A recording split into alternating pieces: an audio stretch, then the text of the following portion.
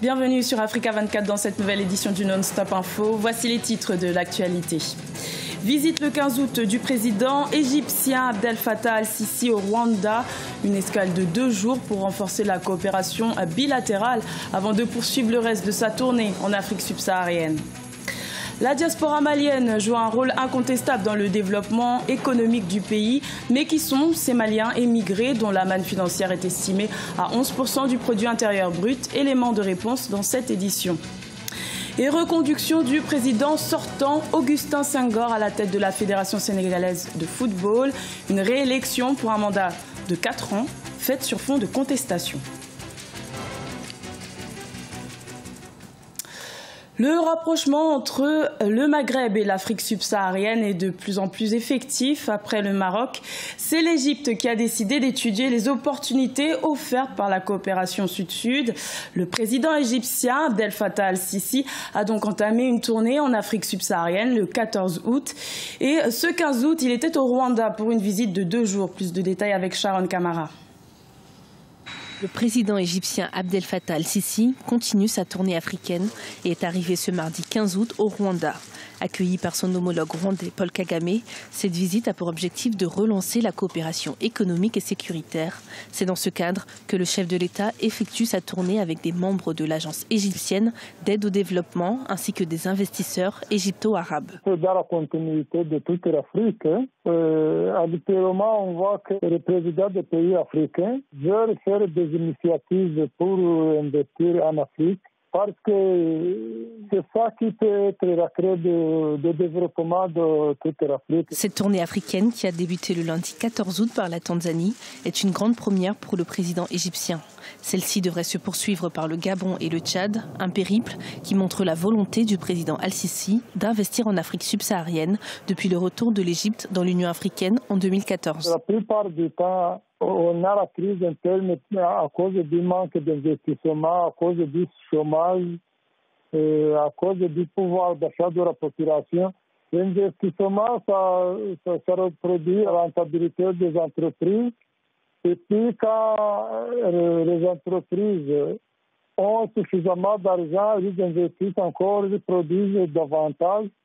Et puis, ça contribue à avoir la paix dans le pays. Les voyages en Afrique subsaharienne du président al-Sisi ont été très médiatisés par la presse africaine. Celle-ci compare les ambitions du chef de l'État égyptien à celles du roi marocain. Il faut dire que depuis plus de 2 ans, le roi Mohamed VI multiplie les déplacements à l'intérieur du continent. Et tout comme l'Égypte, le royaume chérifien a fait son retour dans l'Union africaine et ambitionne maintenant d'intégrer la CEDEAO. Également dans l'actualité, la République du Congo a célébré ce 15 août le 57e anniversaire de son indépendance. Un défilé militaire et civil placé sous le thème « Le sens du devoir et du sacrifice ». C'était à Brazzaville en présence du chef de l'État, Denis Sassou Nguesso, et du Premier ministre Clément Mwamba.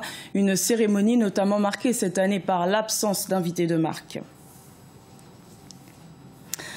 Près de 500 milliards de francs CFA, c'est le montant des transactions de la diaspora malienne vers le pays. Une manne financière qui représenterait 11% du produit intérieur brut, ce qui constitue une importante source de revenus pour l'économie nationale. Un ministère en faveur de la diaspora a d'ailleurs été créé en 2003. Plus de détails dans ce reportage de notre correspondant Mokhtar Bari.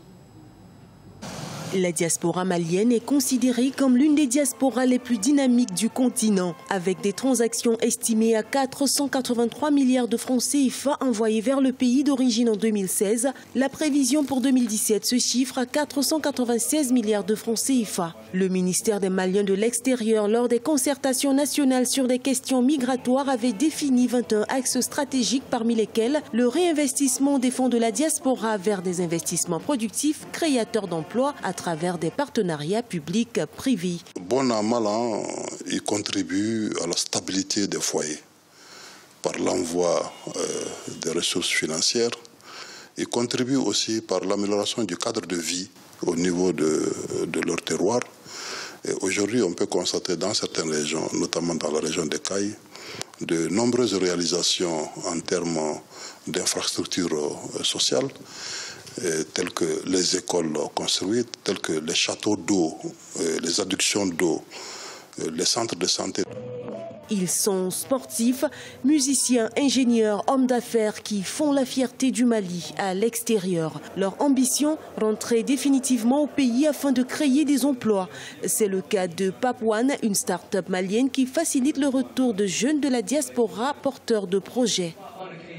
Si ces personnes-là viennent, ils sont obligés de travailler avec les locaux, donc ça crée une certaine synergie et ça empêche les locaux qui sont ici de se dire que voilà, on va retourner, de croire que la France c'est l'Eldorado, que l'Europe c'est l'Eldorado. Donc en fait, c'est un moyen aussi qui va leur permettre de se dire que c'est possible de faire des choses ici au Mali. Sur les 6 millions de Maliens de l'extérieur, 3/4 sont basés en Afrique de l'Ouest, 700 000 en Afrique centrale, 200 000 en Europe selon les chiffres officiels.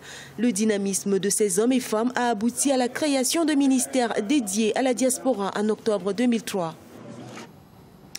Le Burkina Faso est encore sous le choc de l'attentat du 13 août qui a touché la capitale Ouagadougou. Un deuil national de 3 jours a été décrété le 14 août. Les autorités judiciaires ont d'ores et déjà dressé un bilan officiel de 18 victimes. Les détails dans ce reportage de notre correspondant Jean-Paul Ouedraogo.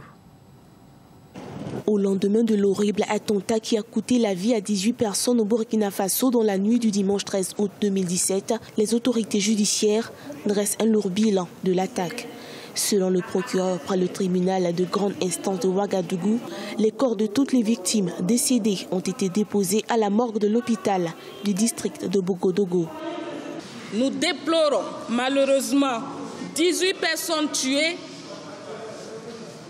et pour l'instant 15 formellement identifiés, dont 8 Burkinabés, 2 Koweïtiens, une Canadienne, un Sénégalais, une Nigériane, un Turc et un Français. 3 corps sont en cours d'identification. Les 2 terroristes ont été abattus.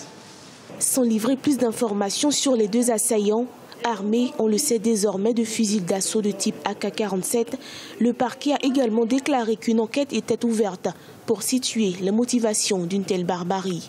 Sous la conduite du procureur du Faso près le tribunal de grande instance de Ouagadougou, les enquêteurs de la gendarmerie nationale et de la police nationale ont ouvert une enquête pour association de malfaiteurs en relation avec une entreprise terroriste, assassinat, tentative d'assassinat, détention illégale d'armes à feu et de munitions, destruction volontaire aggravée de biens, le tout en relation avec une entreprise terroriste, contre X et toute infraction que l'enquête révélera.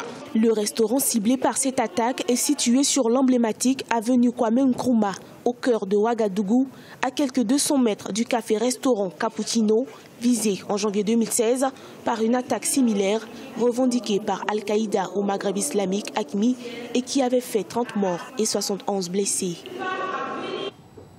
Un reportage de notre correspondant Jean-Paul Ouedraogo commenté par Siamlo Victoria Sedji. Tiercé gagnant pour le Sénégalais Augustin Senghor. Ce dernier a été réélu pour un 3e mandat de 4 ans à la tête de la Fédération sénégalaise de football. C'était le 13 août lors d'une assemblée générale plutôt houleuse. Reportage de notre correspondant El Adjindjaï. Maître Augustin Senghor, président de la Fédération sénégalaise de football, a été réélu le 13 août pour un 3e mandat de 4 ans. En poste depuis 2009, le candidat sortant a obtenu 260 voix contre 151 pour Mbaye Diouf Dia au 2e tour de scrutin. Les avis de la population sénégalaise sont mitigés sur sa réélection. Maître Augustin Senghor ne pouvait pas manquer de briguer un 3e mandat et je pense bien que l'équipe nationale de football aura du succès sous cette mandature. Ce que je déplore, c'est qu'il a été réélu, mais sur quelle base? C'est la base d'un fichier qui devait être revu, mais qui ne l'a pas été, ou du moins les gens l'ont su qu'à 24 heures avant les élections. Et c'était déjà trop tard. Après des contestations et échauffourées liées à la fiabilité du fichier et à des suspicions de fraude, le vote s'est déroulé sous la supervision du président de la Fédération mauritanienne de football, émissaire de la CAF, dont il est membre du comité exécutif et président de la commission juridique. Et pour les acteurs, Maître Augustin Senghor devrait s'attaquer aux priorités du football sénégalais. La priorité, c'est de donner les moyens au football. La priorité, c'est les moyens au football parce que les clubs sénégalais traînent le diable par la queue. Le football amateur souffre. Les écoles de football sont abandonnées à elles-mêmes. Donc Augustin doit obligatoirement mettre en place un plan marketing pour obtenir de l'argent, ce qui lui permettrait de faire face aux demandes des équipes, mais également mettre en place un système pour que nos équipes puissent continuer à se qualifier régulièrement comme elles le font en phase finale de Coupe d'Afrique et de Coupe du Monde. Et aussi tout mettre en œuvre pour avoir une équipe capable en 2019 d'aller gagner cette Coupe d'Afrique des Nations que le peuple attend depuis 60 ans et qui tarde à venir. Le mandat de Maître Augustin Senghor va prendre fin en 2021. Ces défis sont entre autres la qualification de l'équipe nationale A à la prochaine Coupe du Monde et surtout de remporter la Coupe d'Afrique des Nations sous sa mandature. Ce journal a été réalisé par l'ensemble de la rédaction. Merci de votre fidélité. Retrouvez dans un instant une nouvelle édition de l'information sur Africa 24.